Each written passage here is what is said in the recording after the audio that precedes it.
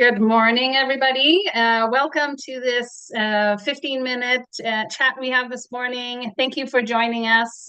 Today, we're going to explore a very important topic, a topic that Victoria and I are very passionate about, both of us here. So we're going to explore the powerful connection between employee well-being and organizational performance. If you don't know me, my name is Emma Carpenter. I am the manager of operations at 12 Weeks to Wellness and workplace wellness consultant. And I'm very excited to introduce my guest today, Victoria Grainger. Some of you might know her already. So welcome, Victoria. Thank you. Great to have you today. So Victoria is a very passionate advocate for the impact well-being has on performance. She is the founder of Wellness Works Canada that you may be familiar with. It's a nonprofit that empowers, educates, and supports practitioners and employers in building healthy, high-performing work cultures. Her expertise over the last years has been all about creating environments where people and businesses thrive. She has an MBA and a Bachelor of Physical Education and is a personal trainer specialist, nutrition and weight loss coach, triathlon coach, and chartered professional in human resources. So we'll delve into this topic here. And Victoria, we know that there is a lot of variation in well-being between and within companies. And obviously, this is a very subjective variable as well. And a lot of times what we think about as well-being may not necessarily align with what actually drives well-being at work. So how does employee well-being directly impact organizational performance? And what are the key indicators that leaders should be looking for? Yeah, thank you so much, Emma. And it's a pleasure to be here. And hello, everyone.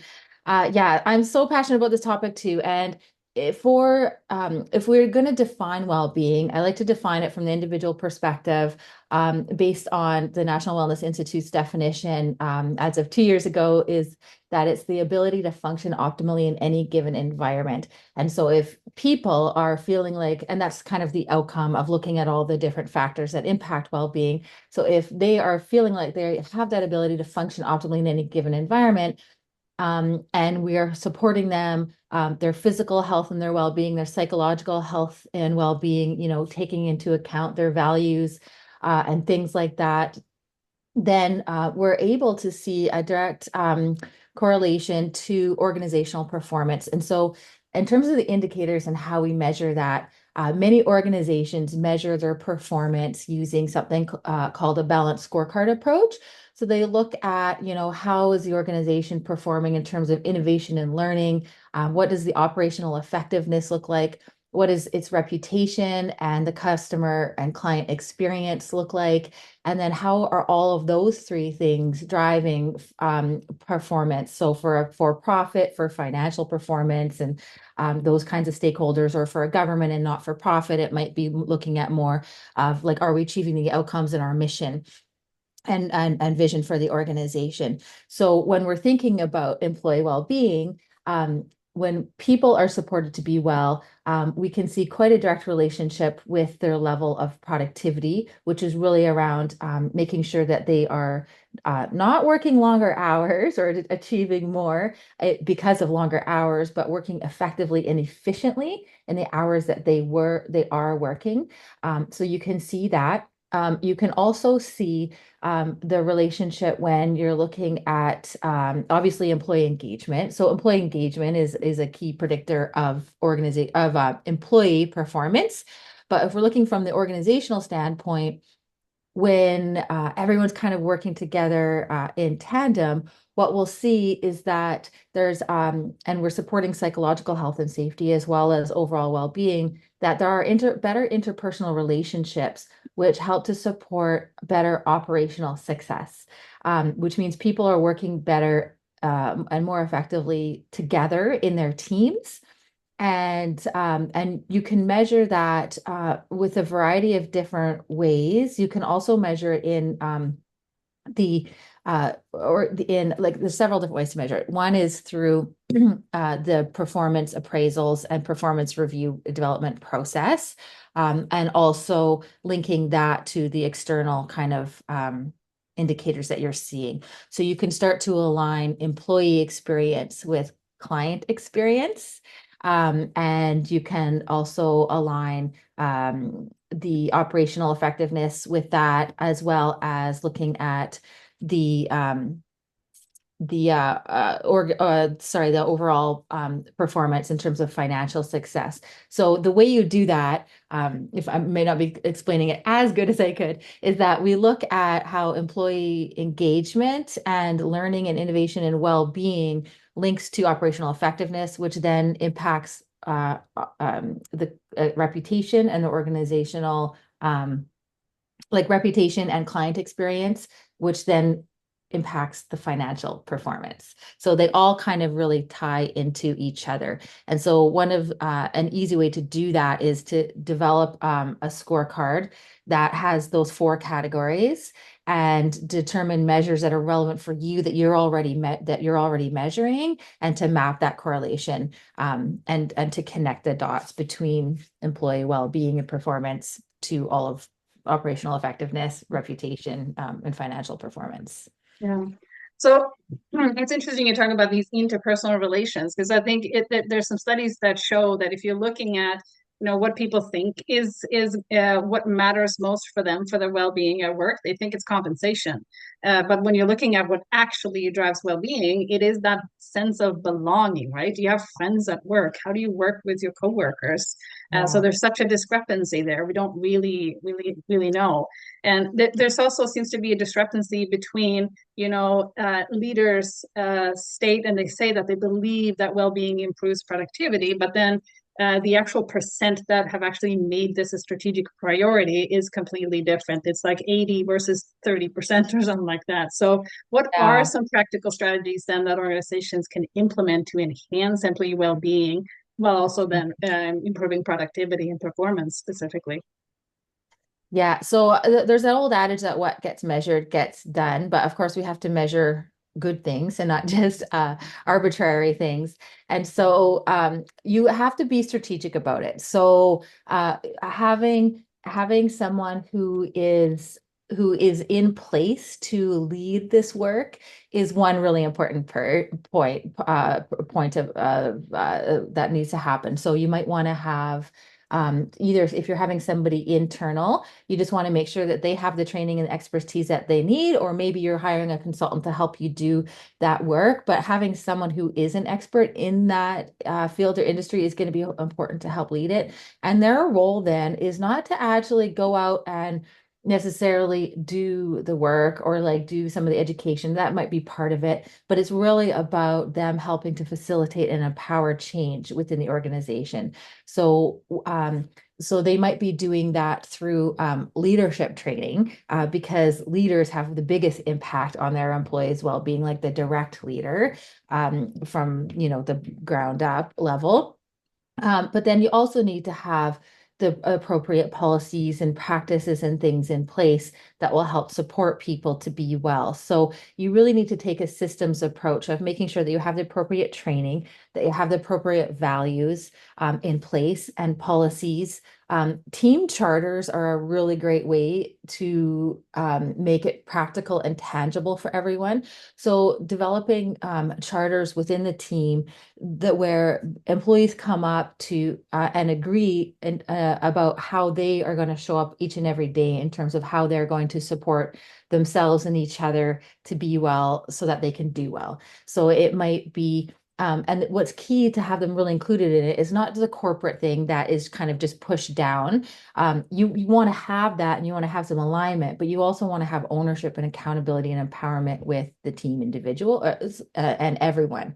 So if so coming up with something that's customized within your team that links to the broader goals and values that everyone has kind of put forward that they're going to agree to can be kind of more effective.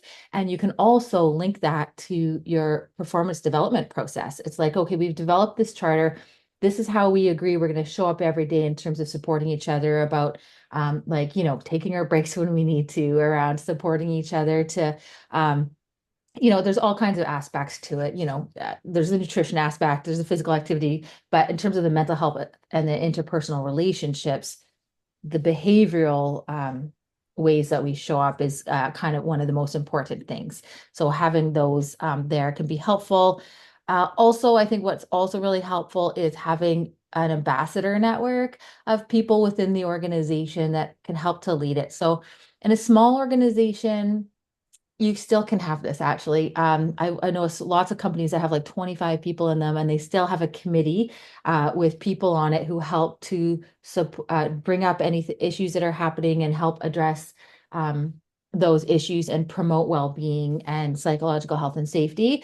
But in larger organizations, if you have like a lead or two people or three people, even if you have 10 people, but you've got thousands of employees, there's only so much you can do at the corporate level. So you need boots on the ground, like that army, that's helping to support that work. So if you can have people that are then trained, maybe like a little train the trainer. We've done that with a few different organizations where we have these ambassadors trained, and then that way they can take ownership and have kind of an action plan template to support their unit or their department in alignment with the broader strategy of what your goals are in terms of supporting yeah, whatever it is, psychological safety, encouraging more balance, encouraging people to take vacation days, like whatever is important for you and what you've noticed of what's going on is going to be really helpful as well. And I think what's key here is you have to know your state of readiness and the current state before you can kind of move forwards in terms of taking that strategic approach. So doing that a survey and assessment, saying what are we doing that aligns with best practice, and what do our employees think? We were just talking about that, Emma. Sometimes, we think what people need, we think we know what people need, but we have to ask them to really know what they're needing and what they value. So Mhm. that's going to be a really important piece as well. One last thing, sorry, I'm talking too much, is around having a discernment process. This is a really simple thing. This is around having a lens in which we make decisions from to make sure that we're supporting people's overall well-being. So it's basically you ask a question, is this decision, is this policy, is this process, is this program, or whatever we're about to get started in our organization, does it have the ability to promote well-being or hinder well-being, or is it neutral? And then if it's going to hinder well-being or psychological health and safety in any way, shape, or form, then what are the kind of protective strategies we're going to put into place to help support them through this major change or whatever it is that we're going through? So that's something that's easy to kind of implement too without a lot of work. Yeah, yeah, no, I love that idea, and also the team charter thing there and the ambassadors. It's interesting when we work with ambassadors, when we select the ambassador there. Also, it's easy to fall into the trap of not having enough diversity on that ambassador Yeah. team as well. That we really make sure that it's an inclusive and comprehensive and approach to really selecting those people, because sometimes we have only the people that are really healthy and well from a physical standpoint that volunteer for these positions, and it's so important that we have a diverse team for that really can help